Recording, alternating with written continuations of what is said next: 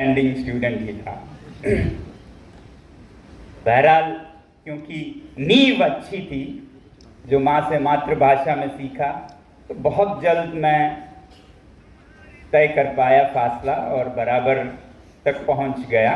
Analytical thinking या critical thinking, hands on experiential learning. मगर ये भी हम विदेशों का नकल करके ग्रहण कर रहे हैं, खासकर यूरोप का, जहाँ से ये आईबी और कैम्ब्रिज वगैरह आते हैं। क्या हमारा देश इतना कंगाल है कि हम अपनी प्रणाली को अपने अनुसार भी नहीं डाल सकते हैं?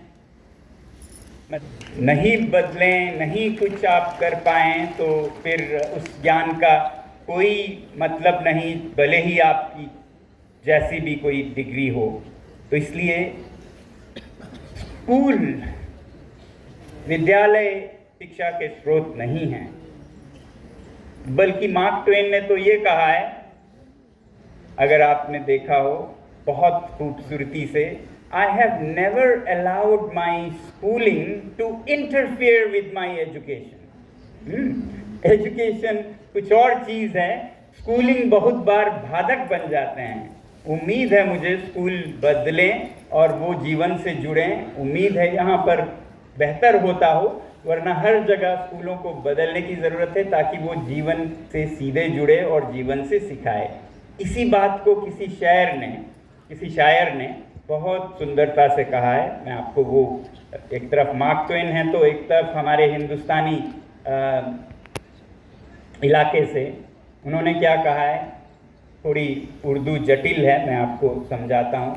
शेख उस्ताद को, शिक्षक को कहते हैं, ए शेख बहुत अच्छी मकतब की फ़ज़ा लेकिन। तो ये दानिशमंद, बहुत ज्ञानी फिलोसोफर बोल रहा है, मकतब विद्यालय को कहेंगे, ए शेख बहुत अच्छी मकतब की फ़ज़ा लेकिन आपके स्कूल का वातावरण अच्छा है, your school is interesting O teacher. फिर वो कहते हैं मगर बनते हैं बयाबा में, बयाबा वीरानों को कहते हैं, पहाड़ों को, जंगलों को, बनते हैं बयाबा में फारूकी व सुलमानी। तो फारूकी और सुलमानी जैसे लोग इन चार दीवारों में नहीं बनती। ए शेख बहुत अच्छी मकतब की फ़ज़ा लेकिन बनते हैं फारूकी व सुलमानी। इसीलिए आप देखेंगे कि हमारे इंस्टीट्यूट्स में से प्रोफेशनल्स निकलेंगे, मैनेजर्स निकलेंगे, इंजीनियर्स निकलेंगे, मगर जो मालिक निकलते हैं ना सबसे बड़े, वो वीरानों से, बयाबा से निकलते हैं। आप स्टीव जॉब्स को देख लीजिए, आप बिल गेट्स को देख लीजिए, आप नरेंद्र मोदी जी को भी देख लीजिए। इसीलिए किसी ने स्टीव जॉब्स से पूछा, हैव यू डन MBA और दिस और दैट, PhD? वो बोले, no I haven't done those but I employ a lot of them.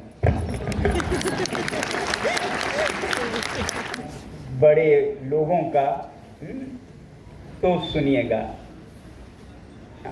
Iqbal कहते हैं मेरे ख्याल से, नहीं तेरा नशीमन, मैं आप लोगों से कह रहा हूँ जो जा रहे हैं, नहीं तेरा नशीमन कसर सुल्तानी के गुंबद पर।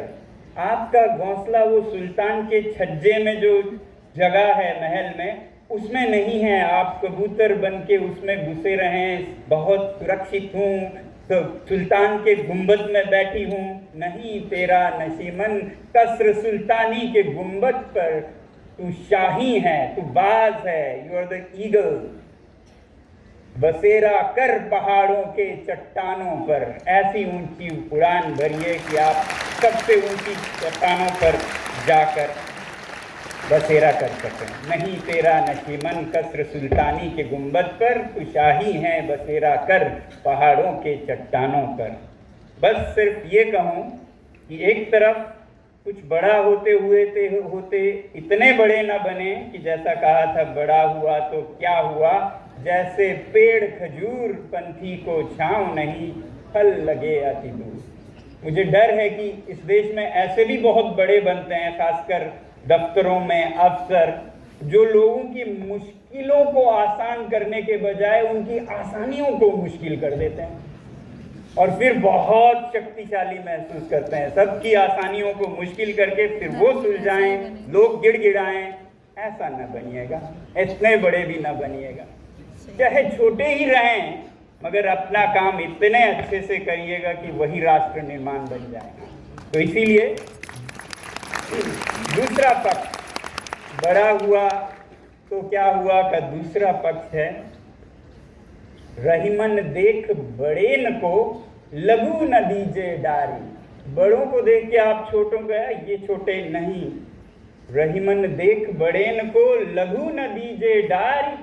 जहां काम आवे है सुई काह करे तलवारी।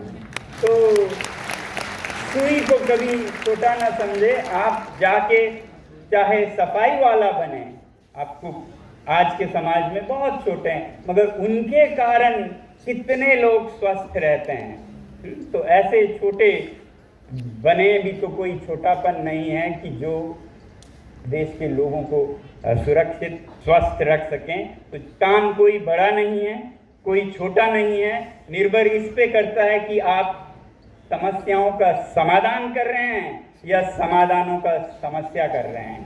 तो मुझे उम्मीद है आप सब समस्याओं का समाधान करने के लिए दुनिया में निकलेंगे। बहुत बहुत धन्यवाद।